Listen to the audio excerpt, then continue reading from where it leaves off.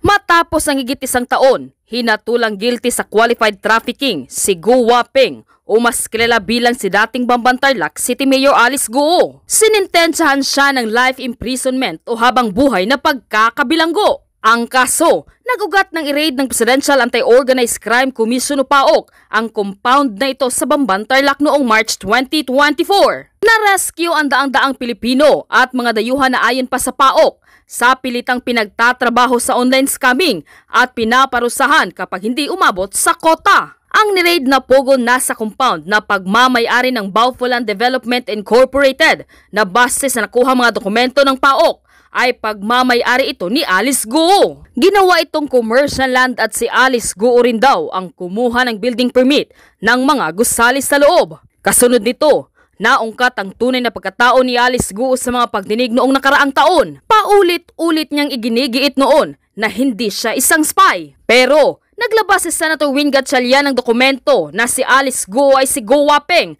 na napatunayang totoo dahil sa pagsusuri ng NBI dahil tugma ang fingerprints ng dalawa. Umalis ng bansa si Alice Go at natuntun sa Indonesia. Kalaunan, naibalik din siya sa Pilipinas para harapin ang mga inihain sa kanyang kaso hanggang sa hatulan siyang guilty ngayon lamang linggo. Samantalang nakalipad at tila tumakas na ng bansa papuntang Japan si Cassandra Leong kung saan nagtatago rin doon ngayon si dating Representative Zaldico ayon pa sa mga naging komento ng mga netizens. For sure, magkikita yan sila ni Cassandra Leong at Zaldico sa Japan and the rest is history. Posible na rin umanong makansela ang pasaporte ng dating presidential spokesperson na si Harry Roque ayon sa Department of Justice o DOJ sa gitna ng delibisasyon para sa proposed 2026 budget ng ahensya. Ito ay matapos maglabas ng warrant of arrest ang isang korte sa Pampanga laban kay Roque dahil sa kasong human trafficking na may kaugnayan sa umano'y illegal na Pogo Hub sa Porac, Pampanga. Narito ang buong detalye. Panuurin, pakinggang mabuti at kayo na ang bahalang umusga. Ngunit bago tayo magpatuloy, huwag kalimutang i-like, share, subscribe, and click the notification bell for more updates and for more upcoming videos. Maraming salamat! Yung iba pang mga kaso sa Pogo-related personalities, halimbawa po kina Cassandra Leong, Harry Roque, Tony Yang, Mr. Chair.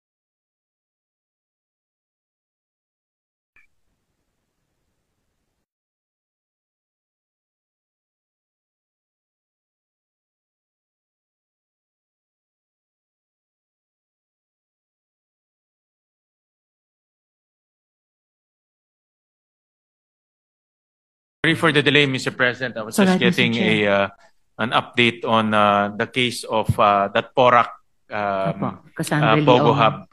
So doon po sa mga other personalities other than Harry Roque, tuloy-tuloy po yung kaso. No? So nakapending ho siya. The same rin po, human trafficking cases rin ang final at other cases rin. But yung kay Harry Roque, since wala ho siya dito sa Pilipinas, wala pong jurisdiction ang korte over him.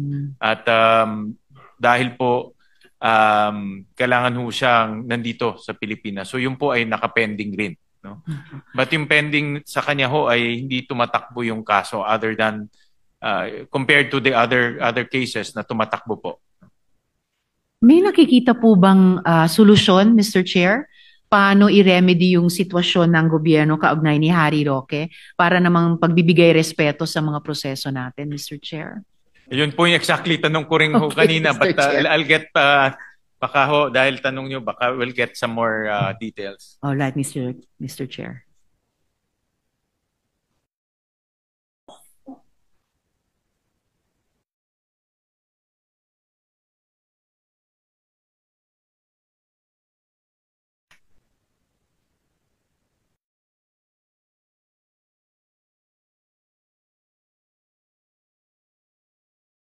Ang move po ng DOJ, Mr. President, is to move to cancel his passport. So dahil nga may warrant of arrest na ho siya, so ang kanilang ginawa ay pakansela po yung kanyang passport para ma-inform po ang Interpol ng red notice at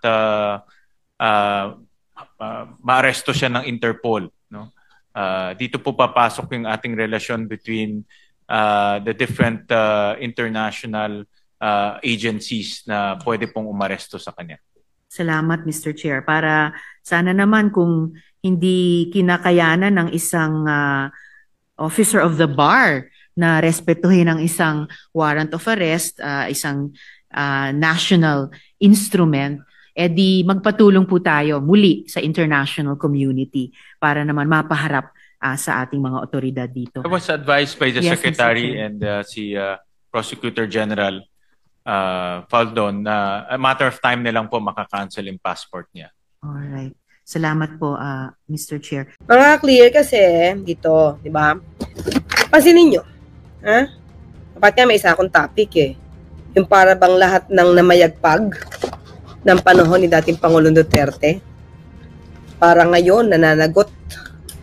Diba? Napapanagot ng batas.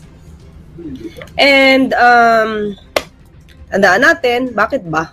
At nasabi natin na mamayagpag ng panahon ni dating Pangulong Duterte? Pogo to eh. Diba? Nahayaan na mayagpag ang Pogo ng panahon ni dating Pangulong Duterte. Tapos ang dami nagawa yata mga peke na birth certificate kahit dun sa Davao Region, mabi nga, yan. Maraming peke, birth certificate. Mga clear, ha? Yan. Buhay na pagkakabilanggo. Yan ang sentensya kay Guo Huaping o mas kilala bilang dismissed Bamban Tarlac Mayor Alice Guo. Ito ay matapos siyang mahatulang guilty sa kasong qualified human trafficking kaugnay sa illegal pogo operation. Alam niyo na qualified human trafficking, mga clear, ha? Kasi nagpadala siya kumbaga doon sa kanila, sa negosyo nila, lumalabas dito na may mga tao silang pinwersa. May mga tao na from other places, dinala dyan for forced labor. Nagtrabaho. Diba? Kinuha nila ng hindi legal. Hindi naman kidnapping. Pero kumbaga, halimbawa ito, binigyan mo ng pagkakataon, bibigyan kita ng trabaho bilang driver, yung pala, ibang trabaho pag gagawin mo, kung illegal na gawain. Okay? So, tuloy mga clear. Yan ang agenda report ni Andrea Salve. Hinatulan na ng guilty beyond reasonable doubt ng Pasig City Regional Trial Court si dismissed Bamban Tarlac Mayor Alice Guo.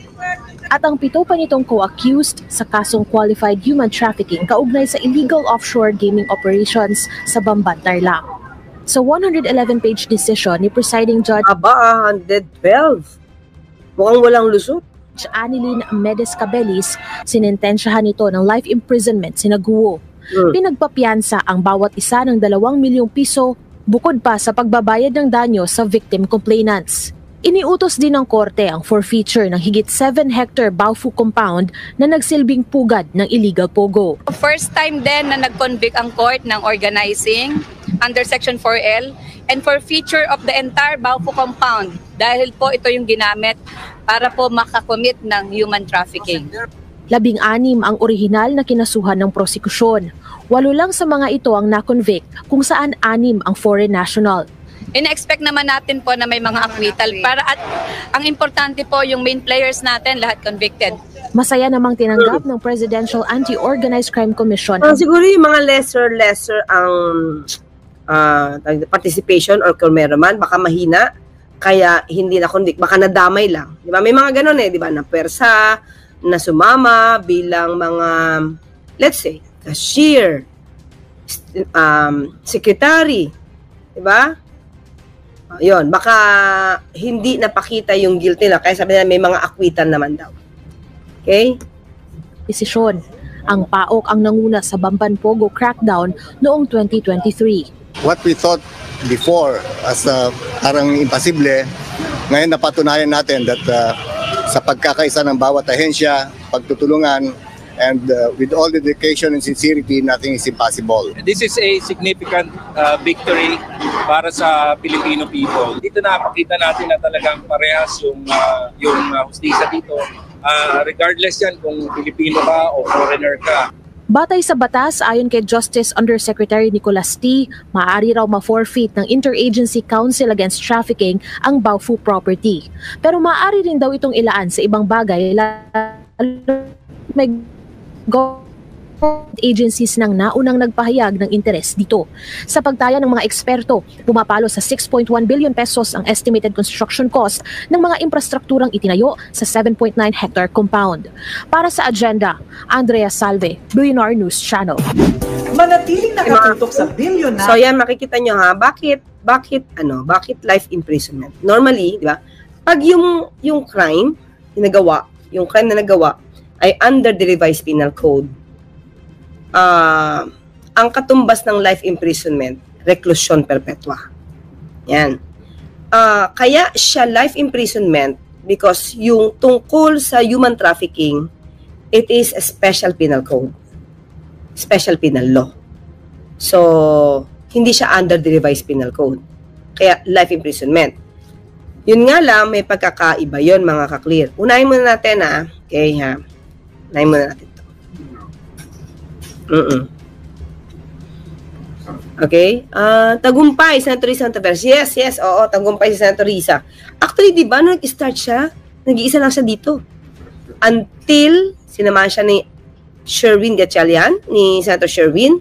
Tapos nung biglang lumaki na yung issue, maganda na yung issue, nagbabiral na, dami na sumama, dami na sumakay. May pabida na. Di ba? So, umpisa natin mga kita nyo kasi multiple hindi lang naman na isang kaso to So, in other words, mga clear, kahit sabihin natin, doon tayo sa reclusion perpetua. Okay, pakita ko lang. Okay. Diba, pag may napaparusahan, mga ka-clear, na may imprisonment na, let's say, 3 counts of reclusion perpetua, 3 counts, sabihin, different cases, 3 counts of life imprisonment, di ba, para bang, usually, mga clear, not usually, pag reclusion perpetua, ang pinakamahaba na imprisonment, yung ilang taon ang imprisonment pagka reclusion perpetua, 40 years. Yan. So, isipin mo, naku, hindi na siya makakalabas kasi kung 3 counts yun, 40. Ba? Parang ganon. Actually, ang batas natin, may tinatawag tayo na threefold rule. Okay? So, kahit ilang counts yan, mga ka-clear, okay? Ito, katulad yan, threefold rule, applies only to multiple penalties. So, kumbaga, maraming cases, let's say 3 counts of murder, 3 counts of child or other human trafficking. So, kahit 3 counts yun, okay, mag-a-apply yung threefold rule. So, ililimit ito. Ayan, the penalties are accumulated starting the most severe until the limit of 3 times the most severe penalty or the 4th-year cap is reached. So, kunyari lang, may case ka, isang penalty mo ay 12 years. Tapos isang penalty mo, 20 years. Isang penalty mo, 20 years ulit. So, more than na siya, di ba? More than 40, bali 52 na siya. 52 years. Kahit 52 years pa yan, kahit 60 years pa yan, ang limit pa rin, no? Pag i-accumulate yun, pagkasama-samahin yun, Pero ang limit pa rin ay 40 years. So hanggang 40 years ka lang makukulong. Okay? Maximum yun. Maximum. So 40 years yan, kahit ilang counts pa yan, after 40 years mo siyang masilbihan, laya ka. Yun yun. So the rule caps the total period of 40 years. So the conclusion, the convict serves a maximum of 40 years imprisonment regardless of the aggregate duration of the sentence. Okay? So, ang tanong, syempre, kung yan ang kung yan ang limit mo, pwede ka bang magpakabait-bait, di ba? Para umaba yung taon mo. Kasi bibilangin yung good behavior mo eh. Iko-compute yun, i-credit yun. Pwede. So, di ba, may mga tao na nag-a-avail itong good conduct time allowance kasi mabait sila, hindi sila naging pasaway. So, kinukompute yun para ma-avail, para bumaba pa sa 40 years yung iyong penalty. Okay? So, dito, sabi dito, life imprisonment yun, mga kaklira. Ang life imprisonment kasi, okay? Ang difference kasi nito, kapag yung reclusion perpetual, meron kasi siyang, may years siyang pinag-uusapan. Okay? 40 years. Ang duration niya, di ba? Ang duration niya is 40 years. So, ang parole eligibility niya is 30 years. Okay? So, sa life imprisonment, wala kasing ganun. Walang ganun duration. Hindi naka-define. Okay? Pero may mga korte, although sinasabi dito, ang difference yan mga ka-clear, pagka life imprisonment ang pinataw sa'yo, di ba, wala ka no possibility of parole, hindi mo rin magagamit, applicable yung sinasabi kong yung good behavior mo para mabawasan yung yung sentence mo into 30 years, di ba? Pero may mga court, mga kakli na lumalabas na ginagamit ito by analogy. Ba? So, depende na siguro yan kung paano itong i-interpret ng court. Pero, in general, magkaiba yung reclusion perpetua sa life imprisonment. Kasi nga, ulit, in life imprisonment, ang penalty yan is under special law. Special law, no? Special penal code or special penal law. Kasi, bakit, mga clear, bakit ko sinasabing special penal law? Yung special penal law or special law kasi, yung mga crimes na nandoon, hindi siya nakalagay doon sa revised penal code. Hindi siya under the revised penal code. Halimbawa ito, Child Abuse Act, Anti-Child Abuse Act. Wala siya doon sa revised penal code, pero ginawa siyang special law. Kaya yung penalty niya, hindi siya reclusion perpetua. Kung halimbawa naman na yun ang equivalent, no? Hindi siya reclusion perpetua, ipapataw sa iyo ay life imprisonment. O medyo batas tayo dito mga kaklir, ha? So pinapakita ko lang sa inyo na tingnan natin kung maa-avail nitong si tawag ito, si Alice Go if ever na hindi siya mag-a-appeal. Ba? So sabi ko nga, may mga pagkakataon po na yung mga courts ina-apply din tong threefold rule kapag life imprisonment. Pero karaniwan po, hindi. Okay? Karaniwan po, hindi. But, mga clear, tandaan natin. Itong penalty na to, yung pinataw na decision na to, itong decision ngayon, hindi pa po siya final. Okay? Hindi pa po siya final. So, anong pwede niyang gawin? Pwede siyang mag-apila. So, kasi nasa RTC pa lang siya, so dadaan pa siya, pwede pa siya mag-apila sa Court of Appeals. Kung gusto niya agad Court of Appeals, kung gusto niya munang dumaan sa Court of Appeals, usually. Pero normally, kapag life imprisonment, kahit hindi ka mag-apila, automatic yun eh. Hindi pwedeng hindi makukonsider na hindi ka nag-apila. Tingnan natin mga clear, ha? Pakita ko sa inyo.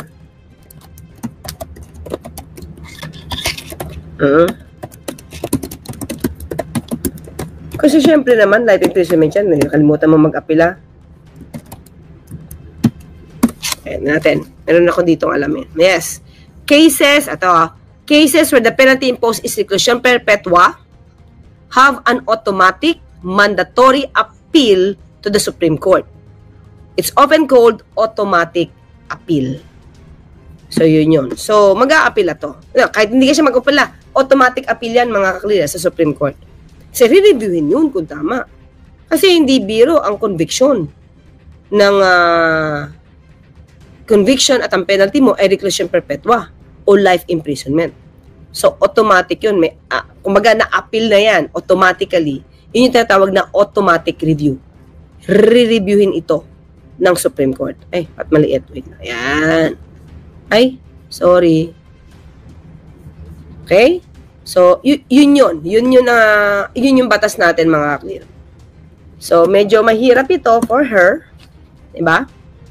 Mahirap ito for her. Dahil, syempre, life imprisonment to, mga kaklir eh. Diba? Ang bata-bata pa niya, maganda siya, dalaga pa siya. Parang, syempre, parang gumuho ang mundo mo dito dahil parang wala kang future eh, pagka life imprisonment. Diba? So, well, anyway, kasi kung may mga tao naman talaga siyang na danyos, maraming na-injure ng mga kababayan natin because of this human trafficking. Wala tayong magagawa kasi kailangan mong pagdusahan ng iyong crimes. Mga kaklir, yan din yung kaso ni Harry Roque. Yan din ang kaso ni Atty. Harry Roque. Kaya siguro siya na natatakot umuwi. Katulad nung kay Atty. Harry Roque, tignan nyo. Rather, Alice Goo. No bail kasi yun eh.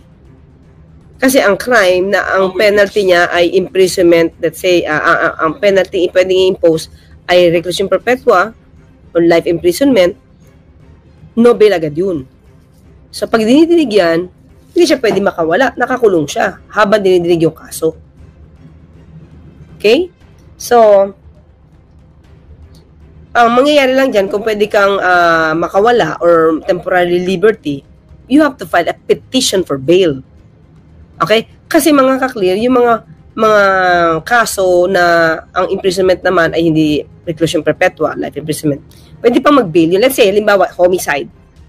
Homicide, as compared to murder. Yung homicide, pwede itong mag-bail. Pwede itong mag-bail nang hindi mo na kailangan mag-file ng petition for bail to prove na pwede kang magkaroon ng pasamantalang kalayaan habang dinidig yung kaso. Hindi kailangan yon kasi you have the right to bail. Diba? Automatic yun eh. You have the right to bail. But, ang exemption niyan, kapag yung kaso mo is no bail.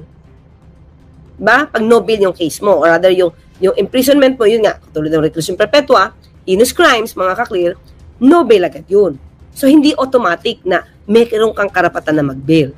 Kaya yan ang nangyayari kay Alice Goo. Habang dinidig yung kaso, nakakulong kasi no bail yun. So, yun ayaw ni Harry Roque.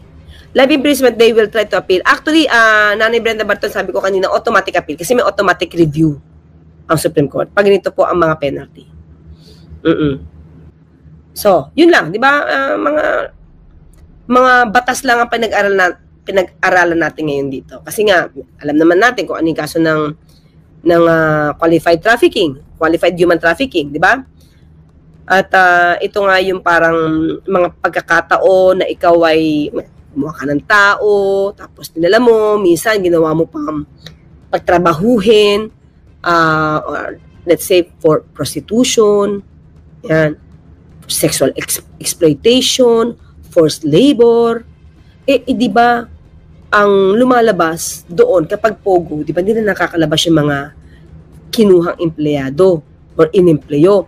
Or kaya hindi naman totoo na yun yung kanilang supposed to be na trabaho, niloko lang sila, tapos dinala sila, hindi na sila mapakawalan. Diba? Tinatago sila or hindi sila pwedeng lumabas, bawal, binabantay, yun. Yun yung qualified human trafficking. Lumalabas.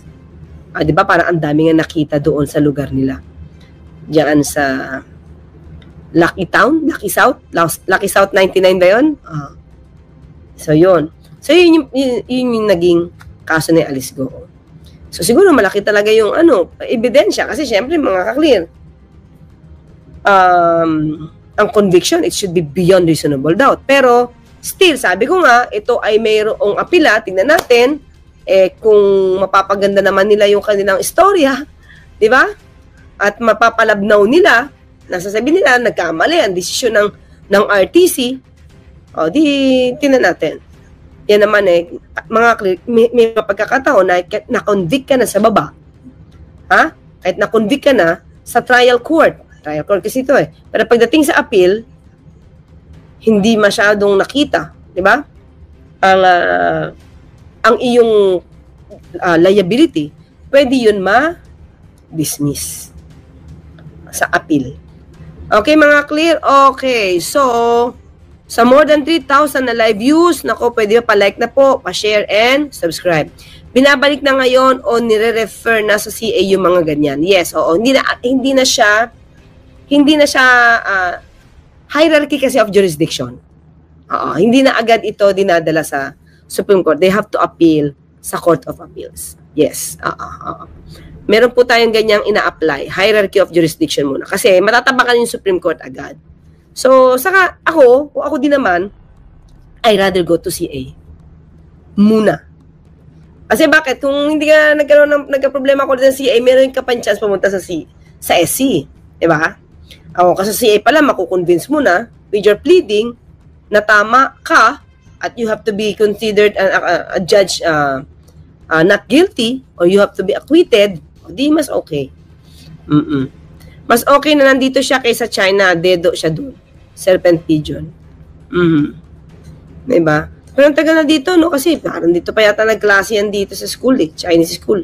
So, yun lang nakita natin, ang pwedeng maging future ni Alice Goo. Okay?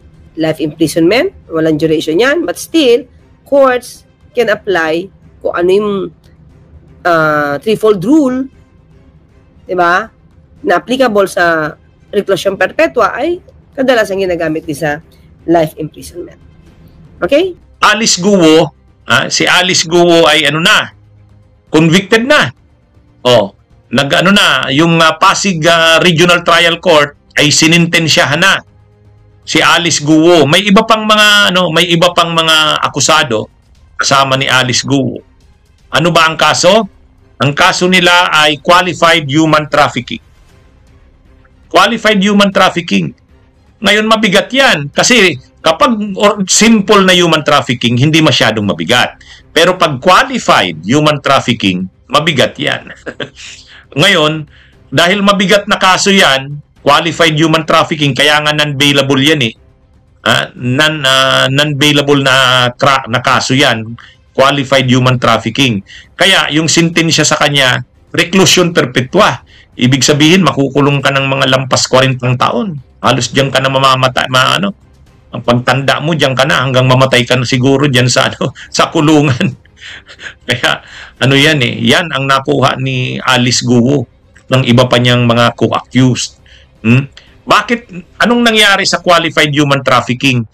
Ay yung mga pagpupuslit kasi ng mga dayuhan Yung may mga Chinese, may mga Vietnamese, Cambodian, Indonesians, pinupuslit papasok sa bansa.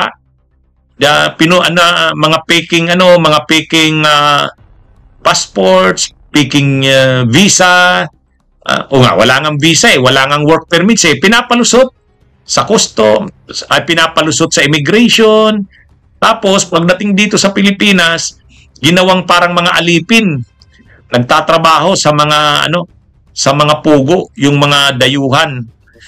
O di human trafficking yun.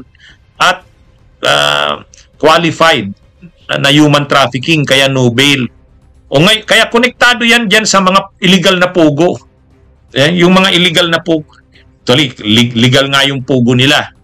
Pero yung ginawa mo sa mga tao na parang human trafficking kasi, slavery, pang-aalipin ng tao yan Pang-aalipin. Bagong forma ng slavery. Katulad niyan, di ba may mga lumabas sa mga investigasyon, mga salaysay, na mayroong mga nagtatrabaho sa loob ng compound ng mga pogo na kapag mayroon silang nagawang hindi nagustuhan ng mga may-ari ng Pogo, ng management ng Pogo, pinaparusahan sila, tinutorture sila, mayroon pa nga, di umano, pinapatay.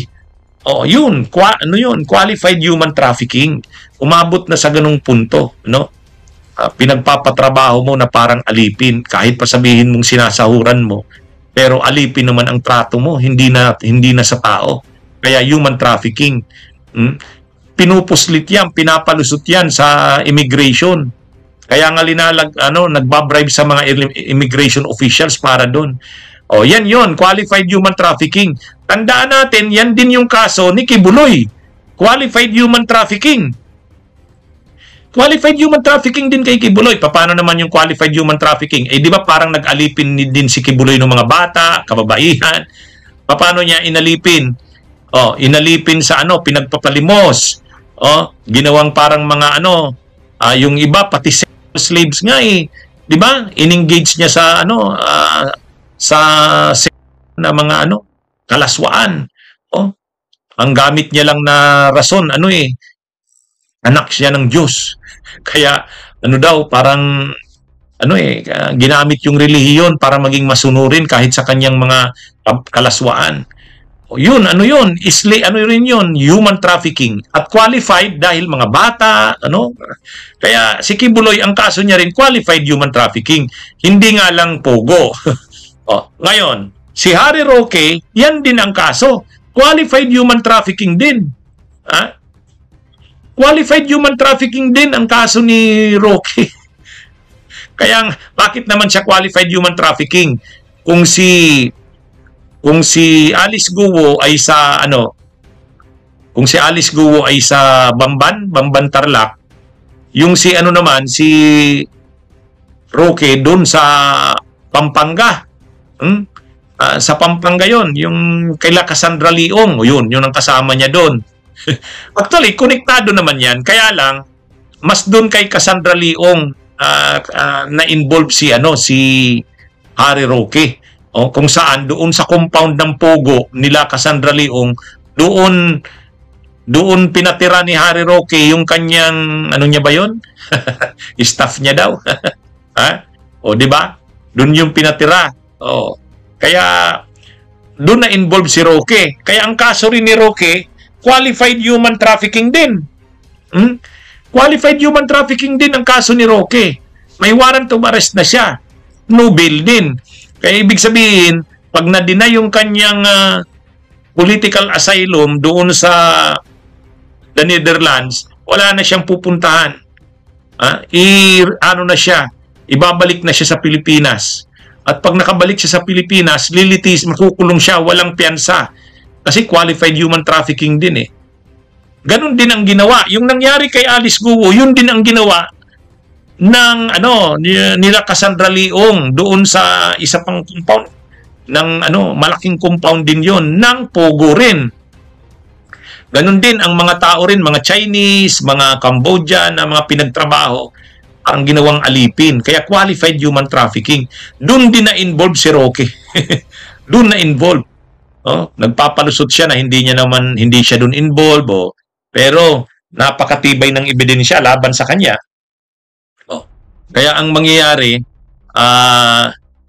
na-issuehan siya ngayon ng warrant of arrest. Sinasabi ni Roque, gawa-gawa lang daw yung kaso sa kanya. Hindi gawa-gawa yun. Matibay ang ebidensya laban sa kanya, sa totoo lang. Kaya pag nakabalik siya sa Pilipinas at nakulong, makukonvict din siya. Actually, sa Pasig Regional Trial Court din. Makukonvict din yan si Roque. Kaya, matindi itong siguro nakarating na kay Roque ang nangyari kay Alice Guo. So iniisip niya, yan din ang kaso ko qualified human trafficking tapos illegal na Pogo rin. Kaya lalong siya ngayon, siguro stress na si Roque.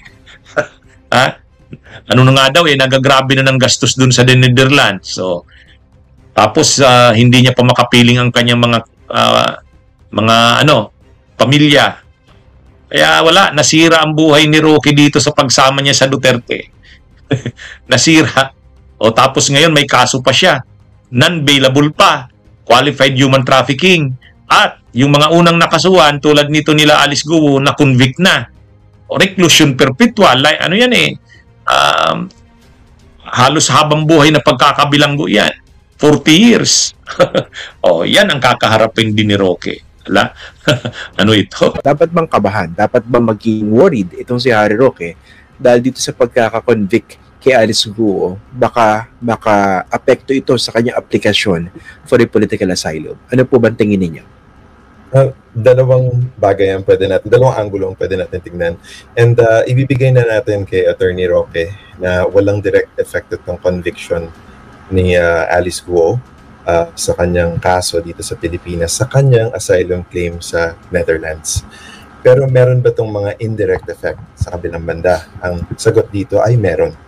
Dahil una sa lahat, ang pagkakakonvict kay Alice Guo ay nagpapatunay na gumagana una sa lahat ang sistema na kanyang binibigyan ng batikos mula sa the Netherlands, na kiniklaim nga niya na ang sistema bulok. Kaya hindi ako makakakuha ng hustisya dito dahil politically motivated vendetta against me because of my alliance with the Duterte family, kung kaya't ako ay hinahabol. Sa kabilang banda, itong conviction nga na ito ni Alice Guo nagpapatunay base sa isang desisyon ng judikatura natin dito sa Pilipinas na mayroon ngang basehan ang pagkakaso ng qualified human trafficking kay Alice Guo. So, nabanggit mo nga sa yung opener na nakausap niyo si Mr. Casio sa PAO na ang theory of the case, kumbaga yung tema ng kaso na gagamitin at ang kanilang paraan at ang kanilang roadmap para maka-achieve ng conviction against sa mga aakusahan nga nila. At ito'y magbibigay ng indisya or indikasyon para sa decision maker sa asylum case ni Mr. Roque sa Netherlands na mayroon ngang basehan at hindi lang basta haka-haka at persecution ang nangyayari.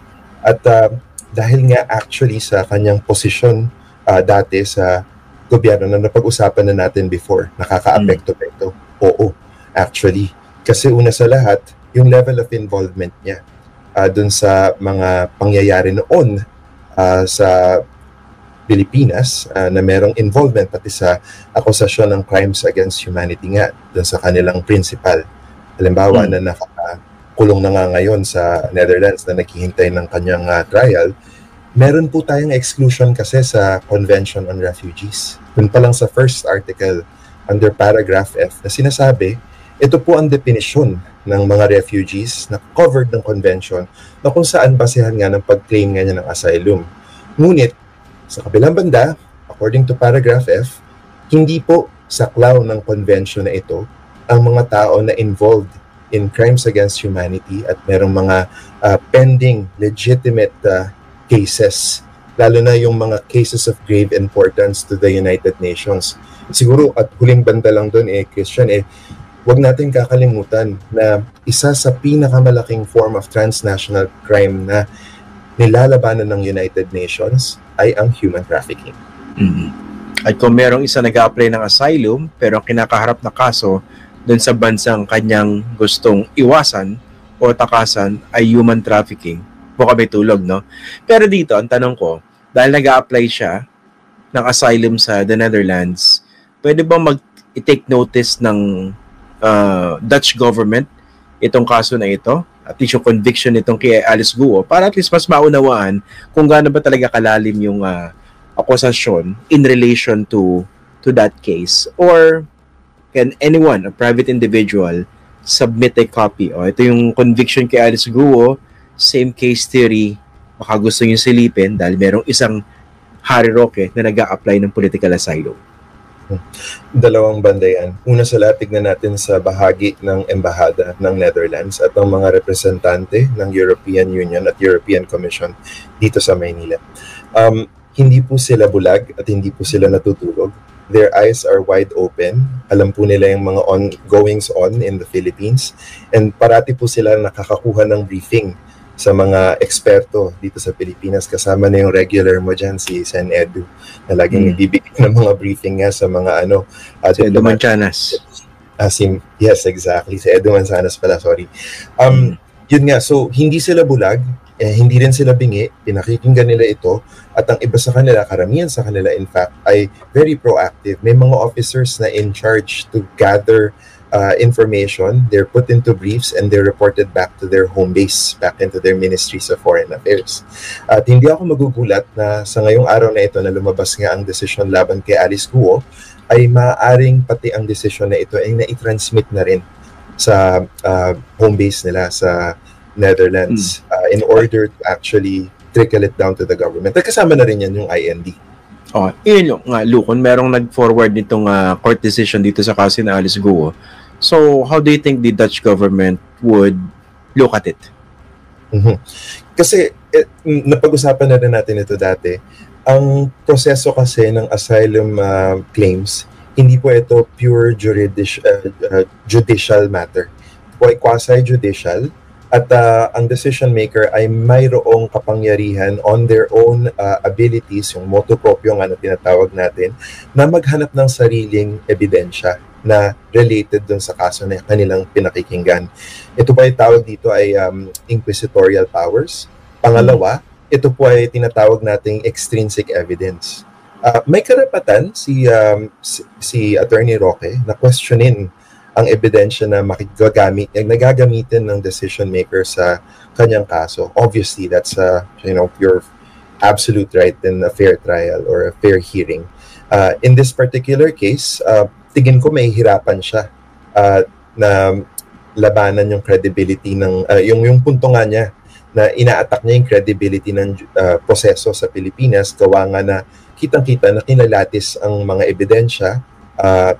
Nalantaran naman talaga itong human trafficking case ni Alice Guo. At kung parehong-pareho nga yung case, ay talagang hindi ito nagsaspell ng good news for Attorney Roque. At dadagdag ko lang mas mababa actually ang threshold for higher political figures who would have had knowledge of this.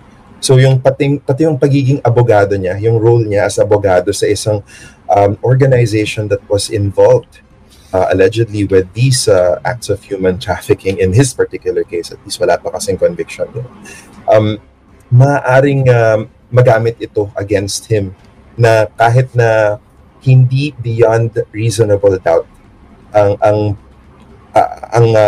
pagbabalanse ng decision maker sa Netherlands, dahil nga ito ay asylum claim, hindi nila kailangan ng absolute decision nga na absolute guilt na hinahanap nga natin, yung standard of proof, yung guilty beyond reasonable doubt. Yeah. Hindi niya kailangan, kumbaga hindi kailangan intayin ng Dutch government yung final conviction sa korte. Kumbaga hindi yun ang concern nila rito. So para simplihan natin discussion para sa mga nanonood sa atin. No? Kung ikaw si Harry Roque, you're applying for asylum, what do you need to prove? And if you're Dutch government, kung saan siya nag-a-apply, the Netherlands, ano yung kailangan mong ma-determine? Ito yung fear of persecution, essentially, na kanyang nilatag na nga actually sa kanyang multiple appearances in social media, even with the traditional media in the Philippines. Okay, sorry, fear of prosecution. No? Sorry, fear. Kailangan ba nagkaroon na ng actual persecution? Kumbaga, kumbaga nangyari na. That's up for him to prove, actually. So, yung burden of proof when making these asylum claims, nasa sayo as a claimant. So, sinabi nga niya, diba, naggumastos siya ng over 400 euros, if memory serves me right, sa kanyang mga pag-imprinta ng document na sinubmit sa IND. Kasi nga, nasa kanya yung burden of proof. Pero, at the end of the day, hindi kasi ito criminal proceeding, Christian. Ito ay proceeding to get state protection from the Netherlands because he is claiming to be a convention refugee. Ngayon, kung hindi siya ma-deem as convention refugee, hihingi siya ng state protection dahil may potential harm na pwedeng mangyari sa kanila. Ang mga convention countries kasi pare-pareho ng standard dito and may very thick body of jurisprudence and case law na pagdating dito. And I did look into it. According to what's available on the Netherlands, marami silang experience when it comes to making exclusions based out of the convention itself under 1F. Yun na pag-usapan nga natin na kung ikaw ay mismong participant dun sa mga high crimes according to the convention ng crimes against humanity, war crimes, etc. Pati dun sa mga crimes na priority ng United Nations, i.e. human trafficking, ay magkakaproblema ka talaga at malamang ma-exclude ka talaga. Okay. Pero nga, kung gusto mo naman, kung para mapagbigyan ka, kailangan talaga ma-establish mo na merong fear of persecution. Both objectively and subjective. So, ibig sabihin, pinopersecute ka talaga, and may general persecution against, let's say, a class. Kailangan kasi mag-belong ka sa particular class of persons. So, in this case, political view. Okay. Gaano ba katagal yung proseso nito? Kasi napag-usapan na rin natin ito before, no? Medyo mahaba yata yung pila dyan. Pero, in the meantime, anong pwedeng gawin ni Harry Roque? So mahaba nga yung pila, unfortunately. So, ibig sabihin, may exploit niya ito. Dahil yung delay dito ay, ibig sabihin, mananatili siya doon. Although, according to the rules doon sa Netherlands, meron din express decision kasi. And unfortunately, with asylum claims, these are not public hearings, unlike in criminal cases, diba? So kung ano lang yung i-share ni Attorney Roque, yun lang talaga yung makikita natin. Pero kasi, kung na-refuse siya ng yung express method nga, meron pa rin kasi siyang right to appeal this yung tinatawag nating judicial review or certiorari application kung tatranslate tayo in the Philippines, na i-review ng isang juez na umuupo sa isang korte yung decision ng isang decision maker sa asylum board nga nila. Kung tama ba ito sa mata nila at sa mata ng batas.